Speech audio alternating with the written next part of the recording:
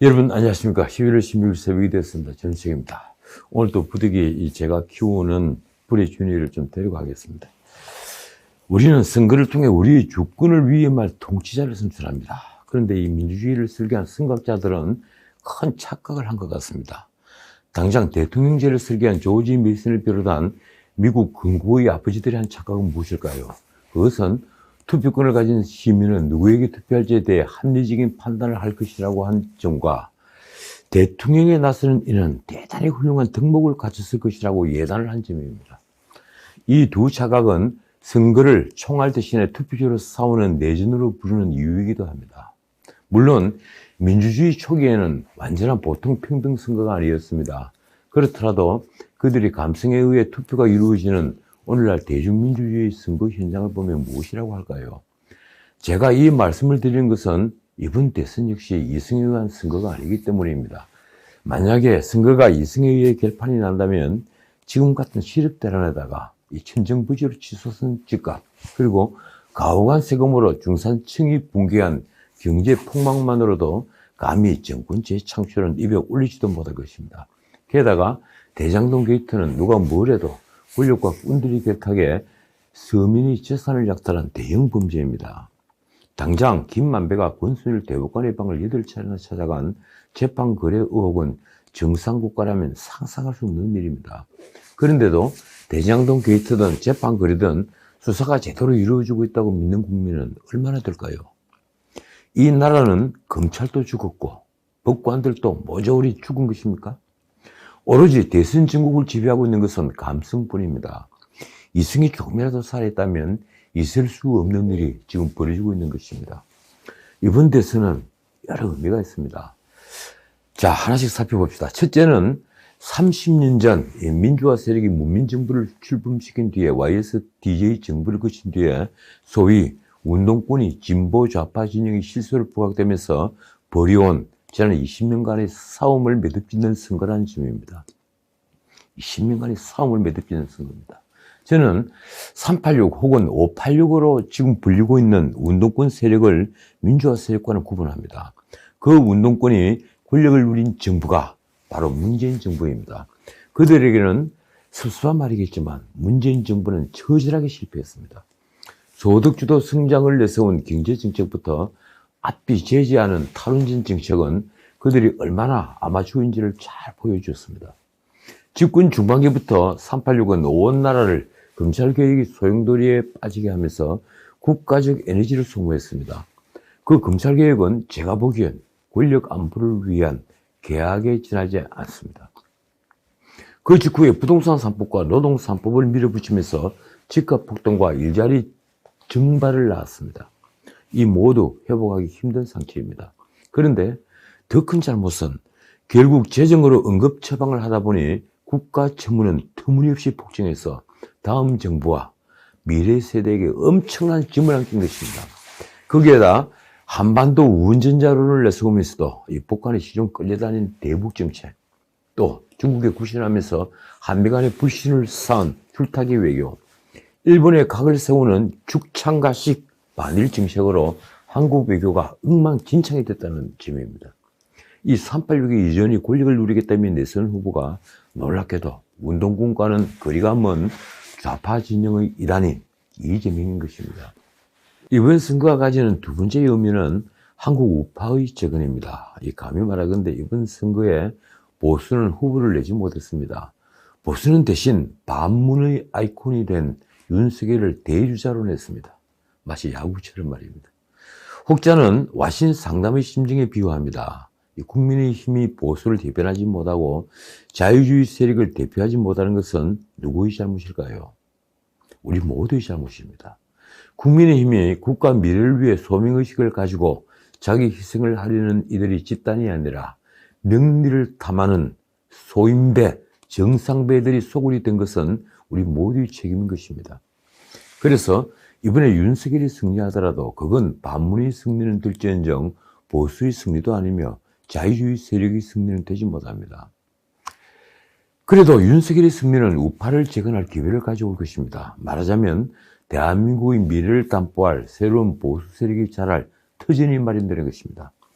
제가 윤석열 선대위에 노회한 김종인이나 김병준이 총괄선대위원장으로 거론되는 것에 놀라지 않는 것은 어차피 대선 캠프란 곳은 재현 책사가 모인 곳이 아니라 김종인 본인이 말 맞다나 파리떼들이 먼저 달라붙는 곳이기 때문입니다. 세 번째, 이번 대선의 의미는 바로 국가의 복원입니다. 국가의 복원은 곧 대한민국이 정상국가로 회복하여 문명국으로 다시 돌아가는 것입니다. 권력이 분립되고 헌법이 재기능을 다하며 우리 모두가 억압, 궁핍, 불안, 공포로부터 자유로우며 각자의 개성이 살아 숨쉬는 자유를 누리는 나라 말입니다. 더 나아가서 나도 노력하면 성공할 수 있다는 믿음을 주는 사회, 말하자면 우리 모두에게 불평등할 권리가 있는 사회로 회복하는 것이 곧 국가의 복원입니다. 상식에 통하는 사회는 바로 그 첫 단추입니다. 자, 이제 선거 얘기를 좀 하겠습니다. 언론에서는 이번 대선에서 청년층이 캐스팅 보트 역할을 할 것이라고 합니다. 이 말은 틀린 말입니다. 지난 방송에서 말씀드린 한국갤럽이 발표한 세대별 지지율은 이렇습니다. 20대는 이재명 16.9%, 그리고 윤석열 33.2%, 30대는 이재명 30.4%, 윤석열 29.1%, 40대는 이재명 46.7%, 윤석열 26.9%, 50대는 이재명 48.4%, 윤석열 41.6%, 그리고 60대 이상은 이재명 22.8%, 윤석열 62.8% 대차가 났습니다. 이 조사를 보면 이재명은 40대에서 윤석열의 우위를 보이며 20대와 60대 이상은 윤석열이 비교적 큰 차이로 이재명을 이기고 있습니다. 20대의 차이는 무려 16.3%포인트나 됩니다. 어제 발표한 한국사회여론연구소 KSOI가 12일과 13일 실시한 지지율 조사도 마찬가지입니다. 윤석열 45.6%, 이재명 32.4%, 그 아래 심상정이 4.9%, 안철수 4.0%, 김동연 1.1%입니다. 윤석열은 전주보다 2.6%포인트가 올랐고 이재명은 1.2%포인트가 올라 두 후보의 차이는 11.8%포인트에서 13.2%포인트로 약간 더 벌어졌습니다. 이 조사에서 윤석열은 60세 이상에서 63.4%대 26.0%, 그리고 30대에서 45.4%대 28.2%, 20대에서 27.1%대 17.8%로 앞섰습니다. 이재명은 40대에서 44.9%대 38.0%로 우세했고 50대에서는 이재명 46.4%, 윤석열 42.5%로 사실상 박빙이었습니다. 그러니까 20대의 지지는 아직은 윤석열이 이재명을 크게 이기고 있는 것입니다. 문제는 20대에 지지 후보가 없다는 부동층이 많은 것입니다. KSOI의 경우 무려 22.6%나 됩니다. 그랬을까요? 휴일 윤석열과 이재명은 20대 청년 표심 잡기에 집중했습니다. 이재명은 매주 타는 민생버스, 그걸 줄여서 메타버스라고 하더군요. 이 메타버스를 타고 전국 순회 이틀째인 13일 버스 안에서 부산 지역 청년 4명과 반상회라는 열었습니다. 아지 냄새가 나긴 하지만 청년 의견을 들어 부족한 부분도 연구하고 정책으로 만들면 좋겠다. 솔직히 말해 만들어진 반상회에서 의견을 들어 만든 적흥적 정책으로 뭘 하겠다면 정말 큰일 날 일입니다. 영화 한 편 보고 탈원전 정책을 밀어붙인 것보다 더 위험할지도 모르겠습니다. 윤석열은 야구장에 갔습니다. 정책을 고민할 시간도 바쁠 텐데 표를 사는데 30분이나 줄을 섰다고 합니다. 그가 한 말이 이렇습니다. 청년 여러분, 한국의 오바마 마크롱이 되어보지 않겠나. 현행 40세인 대통령 비선거권 연령을 낮추는 방안을 검토하겠다. 이게 무슨 소린가요? 윤석열은 이 말을 자신의 페이스북에도 올렸습니다. 대통령 비선거권을 낮추는 게 청년 정책인가요? 마크롱은 39살에 대통령이 됐습니다. 그런데 오바마가 대통령이 된 나이는 47살입니다. 그렇지 않아도 윤석열은 이준석 등이 앞장서 국회의원 비선거권 연령을 18세로 낮추는 공직선거법 개정안을 내놓은 것을 늦었지만 다행이라고 언급한 바 있습니다. 민주주의를 치열하게 공부한 석학들은 고개를 흔들 일입니다. 왜 캠프에서는 이런 정책을 청년 정책이랍시고 내놓은 걸까요?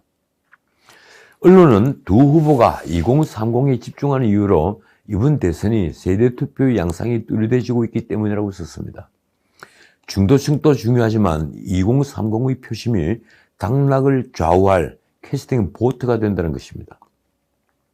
그건 세대 간 반복 현상이 일어나면서 지난 두 번의 대선에서 30대 이하 청년층과 60대 이상이 정반대로 결집하는 현상을 보였기 때문입니다. 그런데 윤석열이 가장 밀리는 세대는 어딜까요? 우선 40대에서는 거의 모든 여론조사에서 이재명에 크게 뒤지고 있습니다. 891 조사한 갤럽의 경우 이재명 46.7%, 윤석열 26.9%입니다. 그 다음으로 30대에서는 이재명 30.4%, 윤석열 29.1%로 혼전 중입니다. 전문가들은 특히 다른 후보 지지를 바꿀 수 있다고 대답을 한 20대가 69.1%, 그리고 30대가 61%로서 그들이 유동적인 태도를 주목합니다. 그런데 그렇지 않아도 조국 사태부터 공정의 문제로 등을 돌리는 20대에 대장동 게이트로 분노가 확산되면서 이재명은 지금 회복하기 힘든 상처를 받았습니다. 하지만 30, 40대는 다릅니다. 30, 40대가 국민의힘을 지지하지 않는 이유는 국민의힘이 이른바 기득권이 편이라는 데 원인이 있습니다. 집값이 폭등해 빈부 격차가 커진 것은 문재인 정부 책임인데도 결국 이런 격차를 타파하려면 윤석열보다는 이재명의 혁명적 사고가 더 낫다는 감정적 판단을 하기 때문입니다. 문재인 정부에서 사라진 풀타임 일자리 200만 개가 역설적으로 30, 40대가 보수 야당을 외면하게 만든 것입니다. 따라서 윤석열이 던질 승부수는 그런 30, 40대에게 주는 반전의 희망이어야 합니다. 반전의 희망 말입니다. 좋은 일자리를 만들고 저소득층에게 선별적인 과감한 장학제도를 도입해 교육비의 고통을 없애고 부모를 부양하는 30, 40대에게 과감한 지원 대책을 마련하는 것이 한 방법일 것입니다. 반면 20대의 고민은 양질의 일자리가 절대적으로 부족하다는 것입니다. 좁아진 취업문으로 청년들의 체감 실업률은 2015년 21.9%에서 올 상반기 25.4%로 높아졌습니다. 청년층 4명 중에 1명은 실업자이거나 알바 일을 해서 통계로는 근로자로 분류되더라도 사실상 취업을 준비하고 있다는 뜻입니다. 그런데다 청년 창업도 다위될 리가 없습니다. 지난해 29세 이하 개인 사업자 피업률은 20.1%로 전 세대 중에 가장 높았습니다. 대표적인 서민 창업 업종인 음식점도 지난해 20대 피업률은 19.4%로 전 연령층 중에서 가장 높았습니다. 이러니 20대 빚이 느는 속도가 빨라졌습니다. 통계청 자료로는 29세 이하 청년의 자산 대비 부채 비율은 2017년 24.2%로 전 세대 중 1위에 오른 데 이어 지난해에는 무려 32.5%까지 치솟았습니다. 이러니 20대 청년들에게 지금 가장 중요한 것은 안정적인 소득을 가져다 줄 일자리입니다. 그런데 윤석열이 내세운 게 이준석이 말한 국회의원 비선거권 연령을 낮추는 일이니 그저 기가 막힐 뿐입니다. 이 30대에 제시한 주택정책은 어떤가요? 아마도 이재명식 기본주택 공약은 청년 정책으로는 중대한 패착이 될 것입니다. 장기 임대주택을 대량 공급하면서 청년에게 일부를 우선 배정한다는 이 기본주택 공약은 지금 대중이 느끼는 갈증이 무엇인지를 정확히 알지 못한 것을 보여줍니다. 20대를 포함해 대중은 안정적인 양질의 내 집을 원합니다. 그러니 자신의 집이라는 느낌을 전혀 주지 못하는 공공주택이 성에 찰 리가 없습니다. 그런 의미에서 윤석열의 원가주택과 역세권 첫집 같은 정책도 역시 미진한 데다가 급조된 정책이라는 느낌마저 주고 있습니다.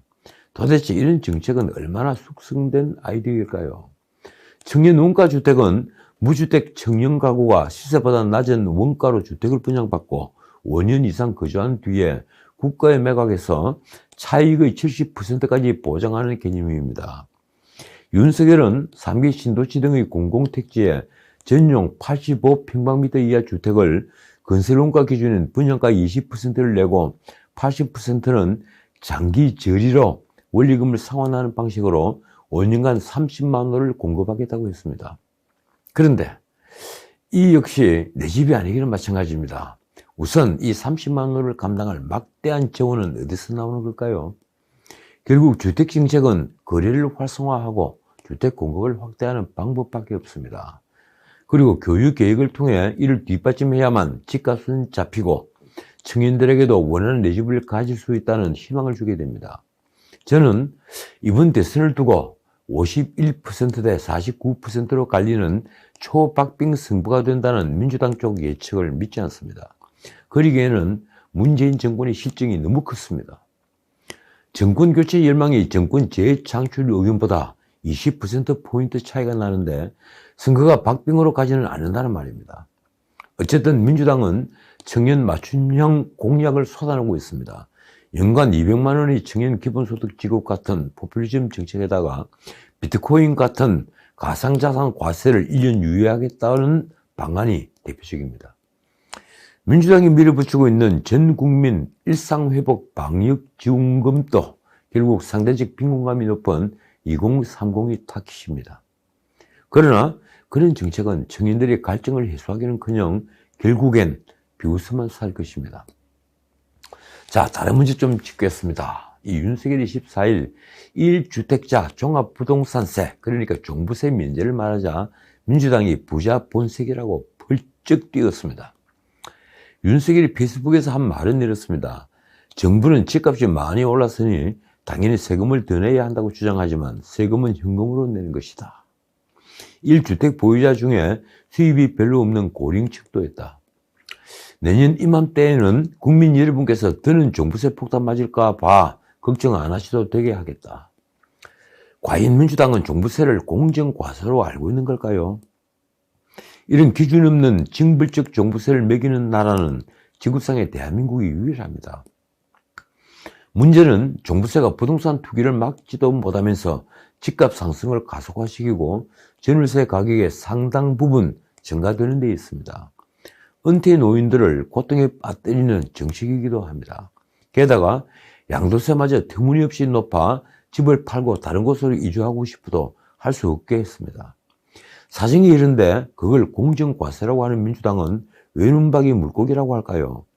단언하건대 곧 나올 종부세 고지서로 민주당은 돌이킬 수 없는 패배의 구렁텅이로 빠질 것입니다. 지금까지는 종부세를 부자들이 세금이라는 이분법적 편가르기 정책으로만 알아 세금도 늘리고 우리 편도 늘린다며 속으로 쾌재를 부른 대가를 치르게 될 것입니다. 한 예만 들죠. 민주당 진성준이 페이스북에 쓴 글이 이렇습니다. 윤 후보가 우리 국민의 1.7%에 해당하는 집부자 땅부자를 위한 종부세 감면론을 제기했다. 참 기가 막히는 글입니다. 그 뒤에 덧붙인 말이 이렇습니다. 이미 엄청 오른 땅값과 집값으로 막대한 불로소득을 얻은 분들에게 세금까지 깎아주자니 도대체 이분들에게 얼마나 더 몰아주어야 한단 말인가. 글쎄요, 그 엄청 오른 땅값 집값은 아직 현실화되지 않은 소득입니다. 그 땅과 집을 팔았을 때 양도소득세를 받지 않는 거라면 진승준이 말은 맞겠지만 왜 생기지 않은 소득에 세금을 내야 합니까? 역으로 집값이 하락하면 국가가 보상해 주기라도 하는 것인가요? 자, 오늘은 여기까지입니다. 이재명이 며칠 전 12일 조 노석범 미국 상원 의원을 만난 자리에서 일본에 한국이 합병된 이유는 미국이 가스라-테프트 협약을 통해서 승인했기 때문이라고 말했습니다. 가스라-테프트 밀약, 이 밀약은 1905년 미일이 각각 필리핀과 한국의 식민 지배를 상호 인정하기로 했던 밀약입니다. 이 비밀 협약에는 당시 미국 육군 장관 윌리엄 테프트와 일본 총리 가스라 다로의 이름을 붙였는데 이 때문에 일본이 한반도 침략을 미국이 묵인했다는 역사적 평가가 나와 있습니다. 나중에 윌리엄 테프트는 미국 대통령이 자리에 올랐죠. 이재명은 왜 병인도 더 된 가스라 테프트 밀약을 꺼낸 걸까요? 미국의 책임을 묻고 싶으면 차라리 얄타 회담에서 스탈린이 가문에 속아 한반도 분단에 합의한 프랭클린 루스벨트를 거론하는 게 옳았습니다. 그렇지 않습니까? 그 회담이 아니었으면 소련군이 북한을 점령할 일은 없었을 테니 말입니다. 그런데 루스벨트는 이재명이 가장 존경한다는 미국 대통령입니다. 한편 윤석열은 같은 날 외신기자 클럽 간담회에서 이렇게 말했습니다. 원칙 있는 자세로 일관성을 견지해 주종관계로 전락한 남북관계를 정상화하겠다. 그는 대통령이 책무를 맡게 된다면 처음 실천할 외교 과제가 있다면서 그것은 남북한 관계를 제자리에 돌려놓는 것이라고 했습니다. 이 말에 가장 놀란 사람이 누구일까요? 장남하건대 김정은은 아닙니다. 시진핑도 아닙니다.